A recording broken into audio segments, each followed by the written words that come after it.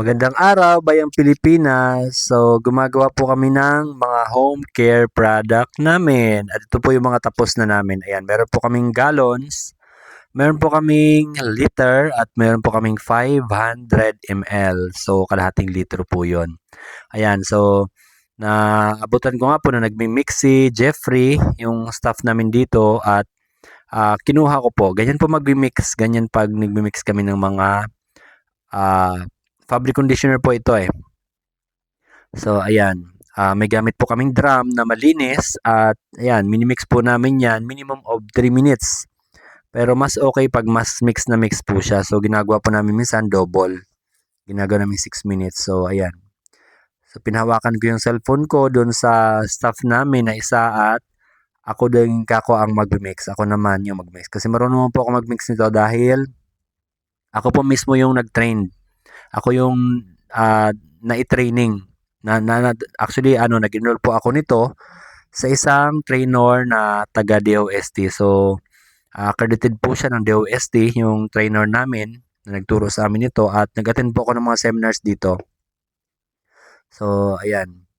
Marunong po ako mag-mix nito. Tiyagaan lang po talaga kapag itong mga klaseng negosyo. So, ayan.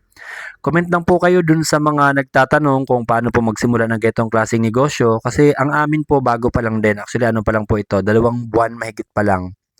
Pero, marami na rin po kaming nailabas talaga ng mga product namin at karamihan po dun ay sarili po naming timpla o sarili naming gawa. Yung formulation po ay galing mismo sa amin. So, ayan. Message lang po kayo or comment po kayo dito para mabigyan ko po kayo ng tips or idea sa ganitong klaseng negosyo. Home care product po ang binibenta namin. So, alam na po natin yun. Mga sabon-sabon, shampoo, at mga ginagamit po sa loob ng bahay, mga fabric conditioner, detergent bar, detergent liquid, panghugas ng pinggan, paste, at saka liquid, at kung ano-ano pa ng mga home care product po. Kami po mismo ang gumagawa niyan. So, ayan. Malinis po ang area namin.